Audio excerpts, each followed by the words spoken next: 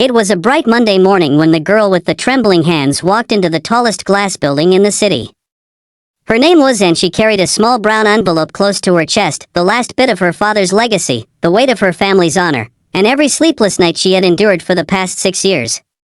Her heart pounded as she stood before the frosted door that read she had come to pay off her father's debt, but she had no idea that this meeting would change her life forever. Before we continue, if you believe in kindness, redemption, and the power of second chances, please take a moment. To your support helps us bring more stories of hope and heart to the world. Aaira was not the kind of girl who easily broke down.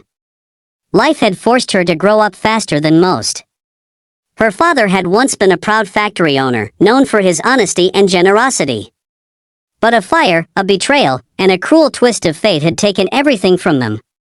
His business partner disappeared with the insurance money, leaving Aaira's father to bear debts he could never repay.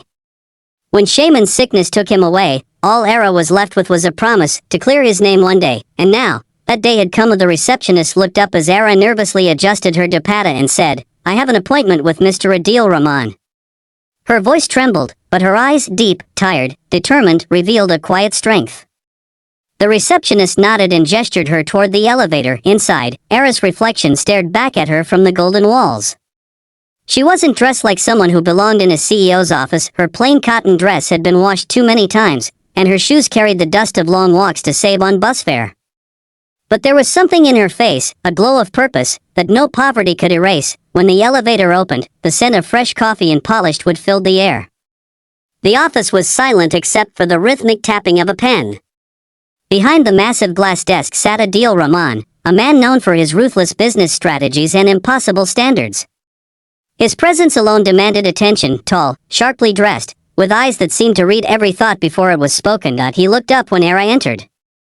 "Miss Khan?" he asked, scanning the appointment note. "Yes," she whispered. "I came to repay my father's debt."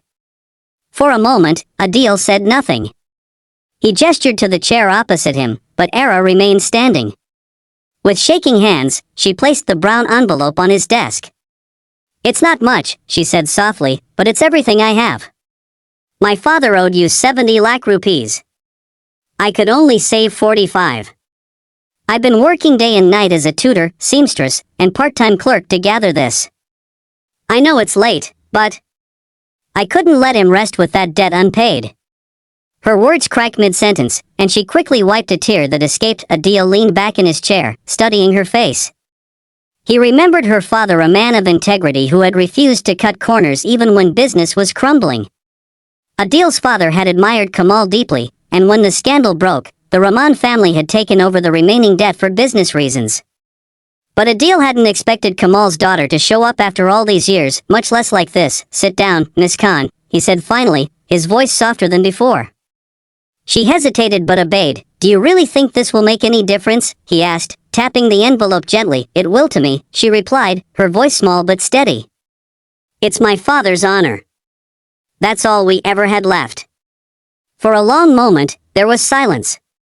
The city lights shimmered through the window behind him, painting her silhouette in gold. Adil could see she wasn't here for pity or negotiation, she was here for closure. And something about that sincerity disarmed him completely. He finally pushed the envelope back toward her. "Keep it," he said. Aaira blinked, confused. "But this is your money." Your father owed me nothing," Adil interrupted gently. "He was deceived, not dishonest. The man who wronged me was someone else. You don't owe me a single rupee."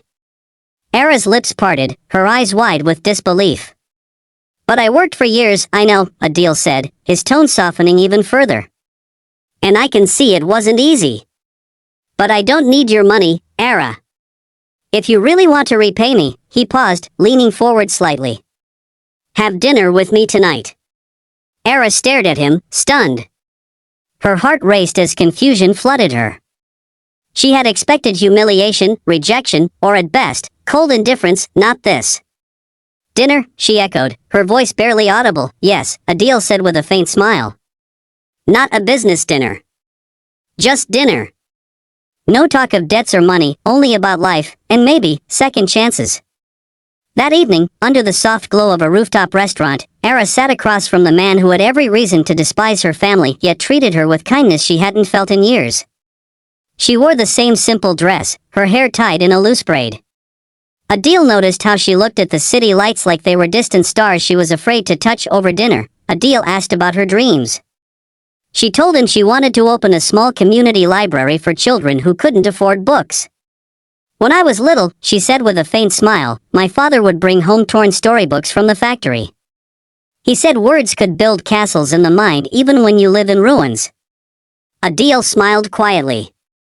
He was right. As they spoke, the walls around them began to fall, not physical ones, but emotional barriers built by pain and guilt.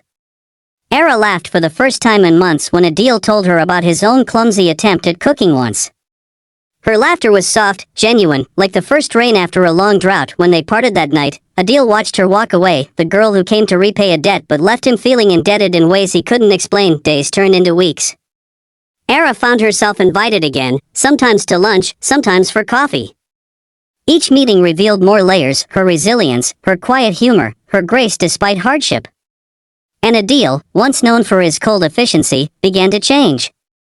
His staff noticed how he smiled more often now, how he lingered near the window, lost in thought. One day, as Aaira was leaving after visiting a children's orphanage she sponsored, she turned to him and said, "You know, you don't have to keep helping me." He looked at her gently. "Maybe I'm not helping you. Maybe you're helping me remember what it means to care without reason." That night, Adil found himself staring at the old photograph of his father shaking hands with Kamal Khan. He realized that forgiving Kamal's tragedy wasn't enough, he needed to honor the man's legacy.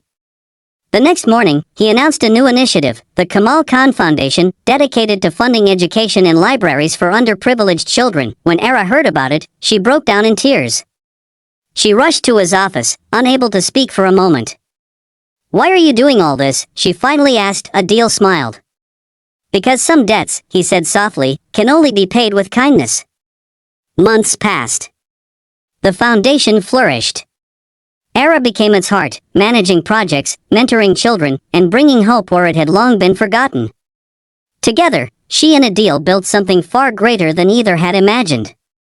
People whispered about them, the big girl who once came to pay a debt, and the CEO who asked only for dinner but found love instead. But life, as always, had one final test point. One morning, Adil was hospitalized after collapsing during a meeting. The diagnosis was severe exhaustion, years of overwork catching up at last. Aaira refused to leave his side. For 3 days, she stayed in that sterile white room, praying silently. When he finally opened his eyes, she was there, her hand in his. "You stayed," he whispered weakly. "I owed you dinner, remember?" She smiled through tears. Adil chuckled faintly. "Then maybe, we should make it dinner for life." The words hung in the air like sunlight breaking through clouds. And when he reached for her hand, she didn't hesitate this time. The girl who once came with an envelope of sacrifice now held a heart full of love. Years later, the Kamal Khan Foundation grew into one of the country's most respected educational charities. Children from forgotten villages learned to dream again because one girl refused to give up. On the 10th anniversary of the foundation, Aaira stood before hundreds of children and said, "My father once taught me that a person's worth isn't measured by what they own, but by what they give. I came to pay a debt, but instead, I found people who taught me that kindness is the only currency that never loses value."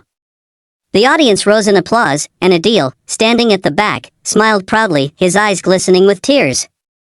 The camera flashes caught that moment, two people, bound not by money or power, but by compassion and forgiveness.